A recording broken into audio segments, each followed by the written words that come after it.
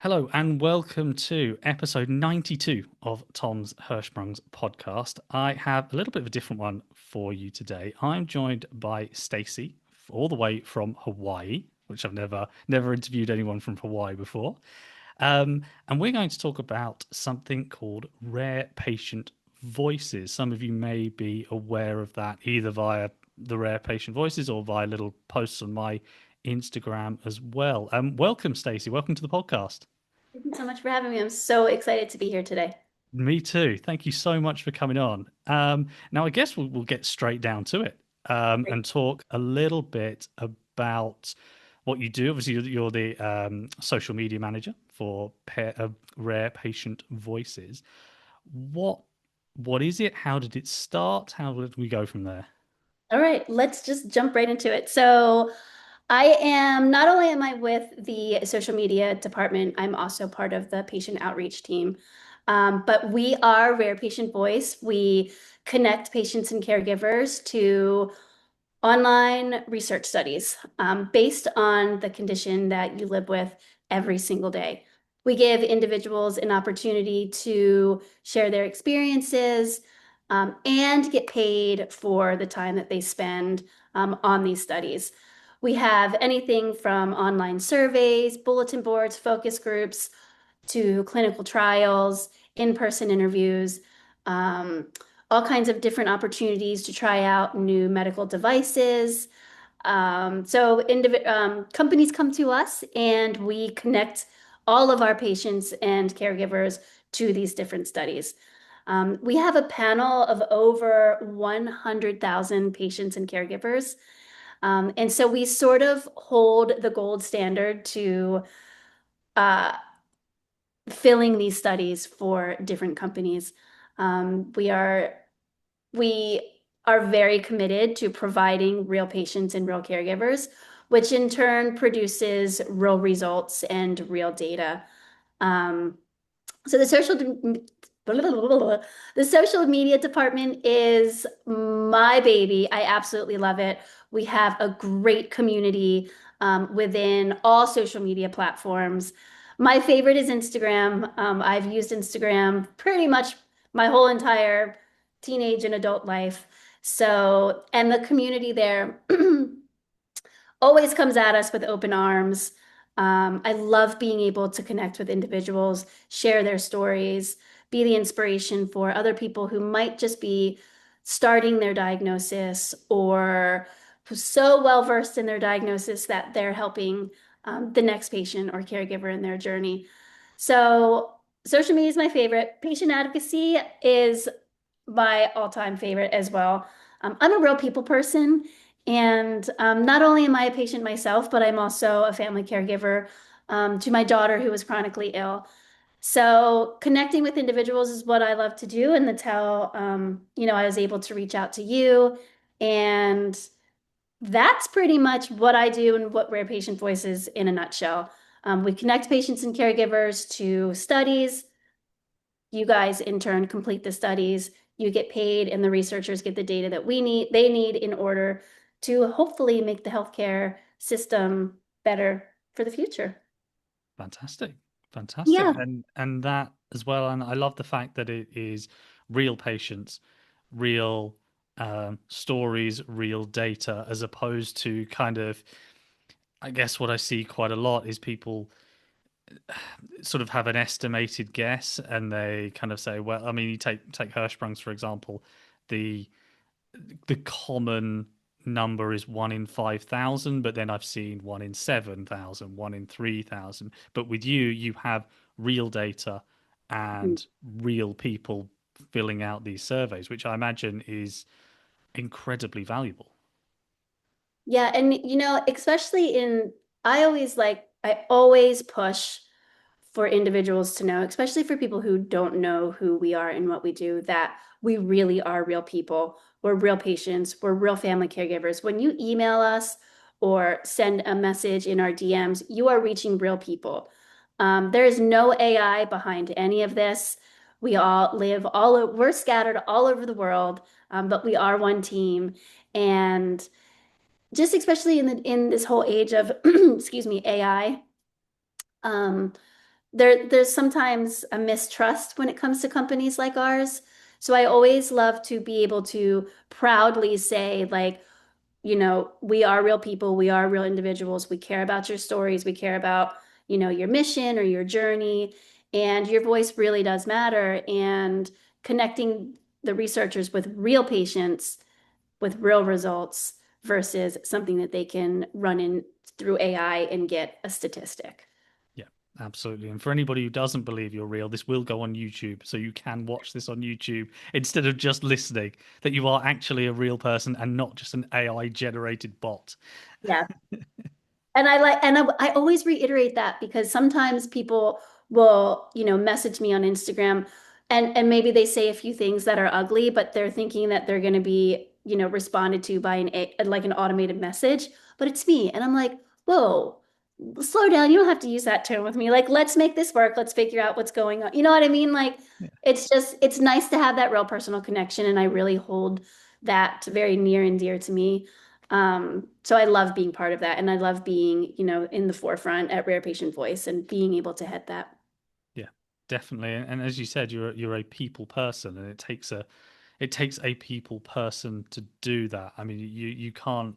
I imagine you can't do this job without being sort of that front facing, enjoying working with people. You can't just sort of be sitting there doing papers and whatnot, I Yeah.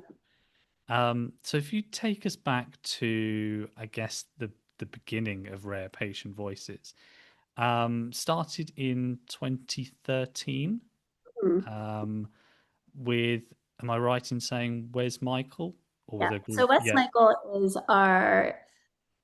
is the founder of Rare Patient Voice, and he's been in market research pretty much forever. It's what he did. He worked for big corporate um, research companies when he was younger and found a niche for this hole in the medical system where researchers were looking for individuals and how hard it was for them to fill. And all randomly, one day, somebody asked if he knew anybody with hemophilia, right? So he got this like aha moment. Like he's doing all of these different market research studies to fill spices and, like market research on, different spices and this and that and that and this. And he was like, well, what if we could take it to a whole nother level? And he created the very first hemophilia panel and was able to help this client fill this research study. And then so from then on, it kind of snowballed into this, well, why can't I do this? Right. So he started Rare Patient Voice and it just built and built and built and tons of trial and error, right? Of course. But I mean, since then we have a panel of over, I think we're close to 180,000 individuals. And that comes with over 1,400 different diagnoses in our panel. Um, and so since then, it has grown. There's about 40 of us, maybe a little bit more than 40. We're in 9 different countries, but we all work remote, which is really nice. Um, but so since then, Wes has been able to build this, this resource for individuals to use. And like I had stated earlier, we are the gold standard. And we work really hard to make sure that we do not have fraudulent patients or caregivers because I had no idea that individuals will sign up to Rare Patient Voice and completely lie about everything just to make $100. I You'd be really honestly didn't. surprised. I know, I just didn't know that was a thing. So we have a whole entire team specifically that go in and they not research, but they go in and verify every single sign up that comes through our desk to make sure that they are real patients so that when the clients do come to us and we book um, or we schedule them for an interview or what have you with them, that they're actually somebody with the real condition.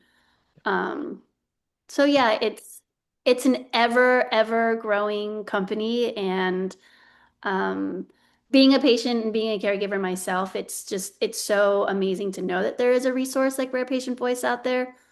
I always say that before I was ever in the chronic illness community or ever involved in any of that. I really only thought that medical research was specifically clinical trials, right? And so for a lot of people, that's scary. Like you might want to be an advocate and do things to help change the future of what's going on with your condition. And sometimes clinical trials can be scary. We do offer clinical trials, but research also comes from your experience through, online surveys, right? You can, maybe a client is just looking for whether or not these 150 people have ever taken a certain medication, or if they've ever been medicated for their condition, and this gives individuals who are not wanting to commit to, something as big as a clinical trial, they're able to use their voices through these smaller avenues, but they have such a great impact as well. Absolutely. Which I Absolutely. No, I think really, that's brilliant. I mean, it's that bridging that gap, isn't it, between the sort of full-on clinical trial and nothing, I guess. And you yeah. said it was 14,000 conditions. 14, I think we have over 1,400 conditions. 1,400, sorry, 1,400 conditions. That is, I mean, I was having a flick through, and you do various stories and posts on Instagram of so many conditions. I mean, some that I'd never really heard of, never even come across before. And Um, that on our Instagram page, that's just a teeny bit of how many studies we have on a given day. So right now, at the patient advocacy team, what comes across my desk is the really hard to find studies or hard to fill studies. So we might have 300 studies at any given time, but there's maybe 70 or 80 that are a little more like finding a needle in a haystack. So those studies come to the patient advocacy team, and it is our job to try to find that individual that can fit the criteria, right? Because sometimes researchers are looking for a certain gender, ethnicity. They're looking for certain people who different age brackets. There's all kinds of different criteria that individuals might have to meet in order to actually be involved in certain studies. So that's our job to reach out to individuals like you. Like maybe we have a really hard study that we're trying to fill. So I'll be like, hey, Tom, we have this study and we kind of need your help. So then you could reach out to your community and say, hey, Rare Patient Voice is looking for a needle in a haystack. And maybe, somebody in our community can help fill that. Or there's super simple studies. Maybe we need 3,000 people with eczema to answer a super short survey because they just need, quick data really quick to push out something that maybe they're looking to push out. So some of the studies are a little bit harder to get into, and then some of the studies are way easier to get into. Um, but we email our invites to individuals. So they come to your email direct. And we only email you for disease specific or condition specific studies. For instance, I would never send you a study for a condition that you don't have, because what would be the point of filling your inbox with, something that doesn't work with you? And then the individual, the patient or the caregiver has the option to click on that invite, and they can read through the details of the study. And if it's something that maybe they want to try to do, they can go through the pre-screener questions. And then if they qualify, we get a hold of you to schedule any kind of scheduling. If we do, if it's an online survey, you'll just immediately go right into that survey. yeah, I think So that's really, really interesting and really good to know, because sometimes when people sign up for things, are they thinking, am I going to get 3 million emails, asking me to do this, advertising this for me, and it's just general marketing stuff. But it's totally. really good to know that it's very specific, it's very direct. You're only going to send emails to people who have that condition that can actually help. So I think that's an excellent way of going about it. And another thing I like to touch on too, Tom, is if you sign up to us, you are not committed to anything. So if we send you an invite to a study and you see that in your inbox and your blood pressure gets a little bit high and you're like, oh my gosh, Patient Voice sent us something, like sent me something like I have to commit to this, I have to do that. Like we don't want to give you that feeling, right? We are simply giving you the opportunity to share your experiences through these different studies, but you don't have to commit to it. If you see one for like, because a lot of them are like face to face, like we're doing now, and a lot of people aren't comfortable with that, right? They don't want to sit and see and talk. So they can just swipe past those, and if they see like an online survey that fits them better, then there's that option as well. That's good to know as well, because it's like you said, it's good to have different options because some people don't like the face to face. Some people, I mean, I just know through my own experience of doing this podcast with, some people want sort of, some people have had sort of pre Zoom meetings, if that makes sense, to just kind of chat through various things, to know that there are lots of different options out there, and you're not fully committing to everything. You're not sort of once you've signed up, you're in it forever and you can't ever leave. It's not Yeah. one of those things, and I really like that about Rare Patient Voices. And you can completely, excuse me, you can completely opt out at any time as well. Um, but just, and I would love for your viewers to know that when we send invites to you, you can immediately email the project manager back and it comes to somebody real. We're not just mass pushing out emails like that. It's not an automated thing. So if you have a question about that study, you can reply to that exact email and you'll speak to a project manager from Rare Patient Voice. That's really good to know. Really, really good to know as well. Because it's that, like we said before, it's that sometimes you get emails from various places and studies, and it seems very automated and it's kind of like very generic, but this isn't. It's very specific and it's Yep. So it's personal. yep, and we are always more than welcome to answer any questions that anybody might have in regards to any of the studies that come to their inbox. I want to reiterate too that we do pay at $120 an hour, at a rate of $120 an hour. So, and that for your viewers, it might be a little bit different just because of your location, but we do pay $120 an hour in US dollars. Yeah, So if a study for some reason takes an hour, you'll get a check from your patient voice for $120 an hour or more. So if we have a study that's just 30 minutes, you'll probably be compensated $60 and sometimes more. So we're in the range of 120 an hour, wow, which is that's great because one, research in general is great for people to participate in, but if they can be compensated for their time, then why not? yeah, absolutely, and it's obviously that incentive. I mean, some people might do it for free. Who knows? Yeah. But it's that incentive to go. Oh yeah, I'll do this, and it's win-win, isn't it? They earn money from it. They help people. They help you. It's one of those sort of win-win causes, I guess. Yeah. But Yeah, excellent. it's very rewarding. It's rewarding for everybody, really, because we're all like when I see conditions of like my daughter has, when I see hers come up on the screen, I'm like, oh my gosh, I wonder what they're studying right now, right? So it's like when you see your condition, it's like there are researchers out there thinking about you and your condition, right? Because Yeah, there's so many conditions that, aren't in the forefront yet. So when I see something come across my desk and I'm like, oh my gosh, I wonder what they're researching, like, so it's really neat. It's very rewarding. It feels good. I love being able to be a part of this and pushing it out to the masses as well. yeah, and I think for a lot of rare conditions, and well, I guess conditions in general, that there are so many different types and variants and all sorts of experiences that, having just seen this in my own condition, that seem to be invaluable for people because there will be something that they will take from it and go, oh, I didn't know that could happen, or I didn't know that this type of medication work or side effect or whatever it may be. So I guess that's really, really important as well. Yeah, and there's no one story the same. No. Like we may carry the same condition, but our experiences might not be the same.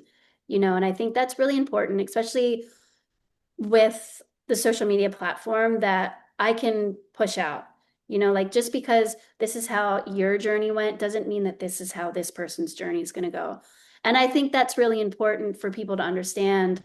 Um, because just even with mental health issues, right? Like, you could be experiencing this condition this way and you're doing great and everything's awesome and you have really supportive doctors and you have supportive family members and friends. But then right across the street, there's a person who's going through the same exact things you are. They don't have the support and they don't have the correct doctors, so I love being able to use our Instagram as a resource for individuals. Like I'd love to be able to introduce you to our community because maybe there's 10, 15 people in our community that have the same condition and didn't know that, you were a resource and you were an option and a connection. So I love being able to just connect and it's so important to me. Yeah. Yeah. I mean, I get messages every week from people saying, "Oh, I didn't know there's a Hirschsprung's podcast." I mean, but why would you? I guess it's quite a niche Yep. thing. But and I know you said you're also a caregiver yourself, Mhm. as well to your daughter. Mhm. Would you like to talk a little bit about your own sort of personal experience of caregiving? Yeah. So, oh my gosh, my daughter's 11 now. And her journey started when she was 4 days old. And she was my second baby, and I just knew something was off, something wasn't right. I just knew it. And so that's really when our journey began. And I ended up having to leave Kauai, and we headed to the mainland to find different doctors and different care. And we were finally able to get a diagnosis for her. And you know, we fought and fought and fought and fought for a diagnosis. And then we finally had one and we were like, oh my gosh, now what? Right. So then there's that uphill battle where you're fighting, you're fighting, you're fighting, and then you finally reach that point where you finally get a diagnosis. And then you're like, oh my, your whole world just kind of like everything stops and you're like, well, what do we do now? And so that's when I turned to social media. I was a mom to a 2-year-old who had just been diagnosed, and I had never met anybody with her condition. My son is like a bull, like he's never been sick. And so I turned to social media and I created a page, and the chronic illness community came running at me from every angle.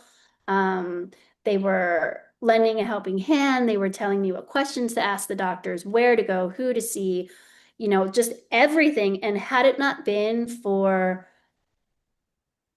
my social media community, I'm not sure that Iris's healing would have happened so quickly. Right. I feel like we would have still been bouncing back and forth to different doctors and trying this medication and trying that medication instead of like beelining it to, okay, here's a book of questions that I have for you. Can you answer them? And then where do we start? Right. So I feel like that's something that's so invaluable that we can give one another as caregivers and we can give one another as patients. Like, okay, here was my journey. Here's how it unfolded for me. Here's what you can take from my experience. Now, your experience might not be the same, but here's some questions that you can ask, And so of course, it was very tiring. It is very tiring. Iris has a chronic illness, so so it was something that we weren't able to like. We got a diagnosis and it's cured. We got a diagnosis and it was like, okay, how do we manage this? How do we maintain this? And then how do we give her the correct tools in her life to make sure that when she, gets her wings and leaves home, that she's ready to be an adult and care for this chronic illness on her own. Um, I think what's not talked about enough in a caregiver situation is maintaining a household and maintaining a marriage and making sure that all of that is healthy as well. Because from my experience, when you have a child that is so sick, everything stops and you're literally in it and you're Googling all night long and you're up at 3 o'clock in the morning, you know, WebMD. And I know you're not supposed to do that. And I know a lot of people say, oh, I don't do that, but everybody does that. Right. And so you're looking for anything. You're looking for the natural ways. You're looking for the holistic ways. You're looking for the Western medicine ways. You're looking for shamans and like whatever you can do to fix your situation. Right. And then you have to wake up in the morning and make sure everybody's ready for school. And you have to make sure, that the house is ready and the house is clean. And so I think none of that is talked about enough. Like, how do you maintain a marriage? How do you keep your marriage happy? How do you keep yourself happy? How do you engage with your other child who is still growing up and living life and has their own just growing up problems, and how do you compartmentalize all of that and make sure that everybody's happy and you're happy and there's a lot to it. Like when you're a caregiver, you're not just a caregiver, Yeah, you know. I think you're absolutely right because I speak to so many people about just the physical symptoms of stuff. You go to doctors, they prescribe X, Y, and Z, and you go through the physical symptoms. But what's not talked about enough is the mental side of it, the emotional side of it. Um, and like you said, it's everybody else around, isn't it? It's brothers, it's sisters, it's parents, it's grandparents. It's everybody else that also needs that sort of support network around them as well. And that's a really, really interesting point. That's a really good point to make because I find that I think with all chronic illnesses that it's that not to say that everybody else will be affected in the same way, but I think to note that to think actually there might need some extra support here is so valuable. Mhm. Yeah, and especially if there's nowhere to turn. I Yeah, like thinking that if people know about Rare Patient Voice, then they know that I'm sitting behind the screen and they can DM me at any time. It's not my job to give medical advice. I do not yeah, ever give any kind of medical advice. I don't, but I'll listen, and I might know a resource like, oh, you know what? I know so and so. Maybe you can reach out to them or be that connection for somebody because when you're in the thick of it and you feel alone, it's the worst, and yeah. if I can be that shoulder for somebody, even for just 10 minutes at work through this app, then I will be there for you to listen and to chat and just say hey. Yeah. No, I think that's also another reason why I wanted you on the show as well, because I think we're very much aligned in that sense that we're not doctors, we're not nurses, we don't give medical advice, we don't say take this pill, do this exercise, whatever, but we will listen. And sometimes that can be really important for someone just to get everything out there because and you probably have it as well where people will talk to you because they know that you will know a little bit about this condition or whatever it might be. And just talking to somebody who knows whether you know the ins and outs of their condition or not, but you know what it's like to be a caregiver to or parent to a child who has a chronic illness and to just talk to someone who sort of understands those types of feelings. I think that's that's really important as well. Yeah, so I'd love to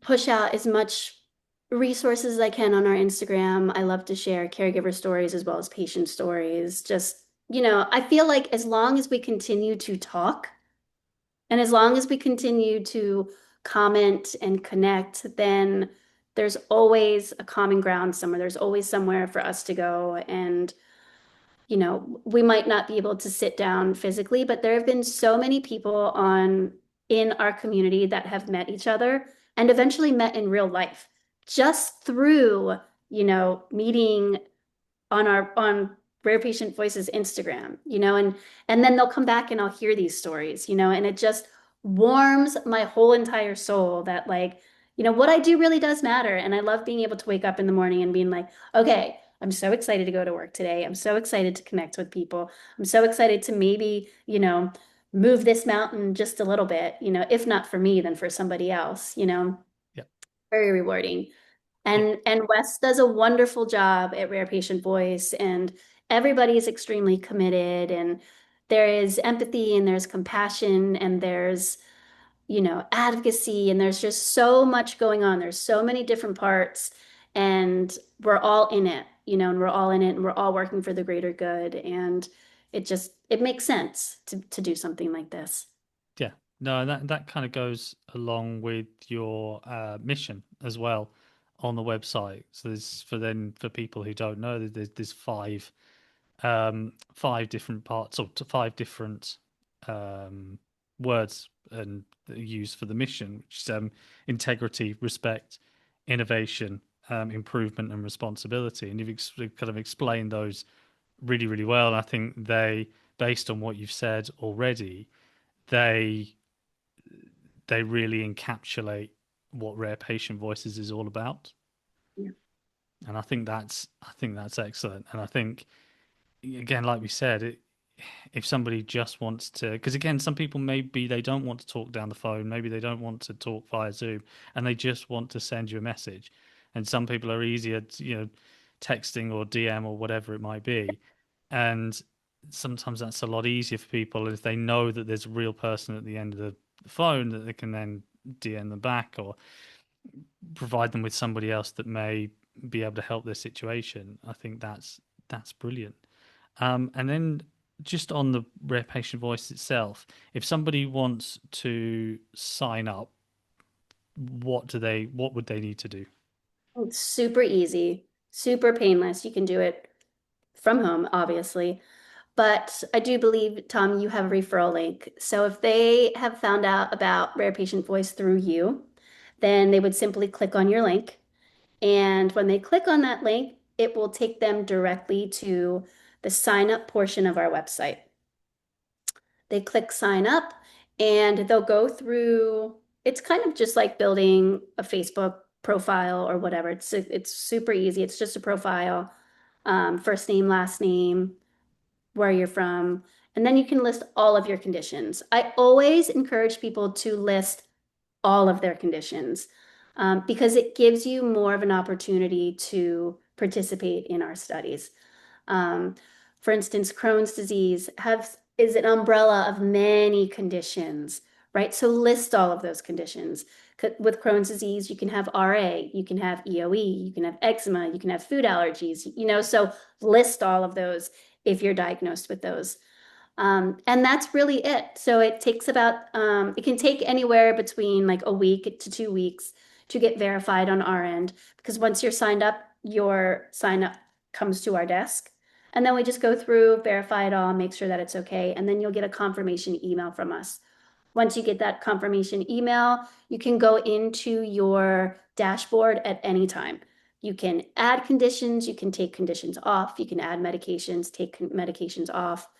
And that's it. Once your profile is created, we have that safe and secured, and we'll reach out to you via email anytime a study comes through our desk that matches the conditions that you have on your profile. Easy, It's that simple, that easy. easy. So if you don't use Tom's referral link, which you should totally use Tom's referral link, you can just sign up through the website as well. But don't do that. Use my referral link. Gotta use Tom's referral.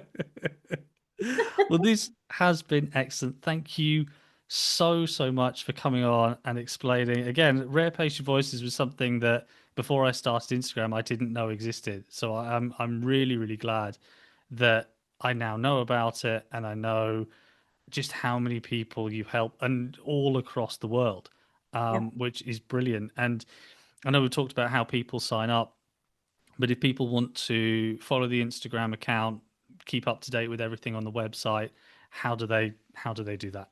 So we are on all social media platforms. We've got TikTok, which is tough, but I do I TikTok. I don't understand TikTok. I've got it, but I don't. I feel like I'm too old. I feel the same way, but I still try to be relevant and I still try to post because that's what I do. We're on TikTok, Facebook, all of, Pinterest, everything. We're on all the social media platforms at Rare Patient Voice. And, I want to throw this out there really quick too. I love to do, if you'd love to share your story, I do what's called a weekly warrior every week. It's kind of taken a hiatus for the past few months just because I've been super busy. But I want to bring that back because it's such a great part of our Instagram. So if any of your listeners would like to share their story, please reach out to me. I would love to introduce you to our community. You can do that through a video. Obviously, Reels have a bigger push on social media, but if you're not comfortable with creating a video all about you, you can send a picture of yourself to me with a short bio, and I'd love to introduce you to our community. So you can reach out to me through any of our social media platforms. I am always the face behind Instagram and TikTok.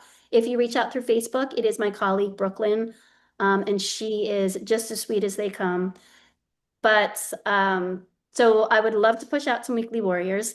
You can reach out to me. Um, I'm starting to backpedal. I don't know why. Social medias, follow us on social media. Weekly Warriors. If you'd like to become a referral partner as well, reach out to me, and we can make that happen. And yeah, Fantastic. And the website as well, is rarepatientvoice.com. Everything, rarepatientvoice.com. yep, everything's just at Rare Patient Voice. So if you type that in, you'll find us.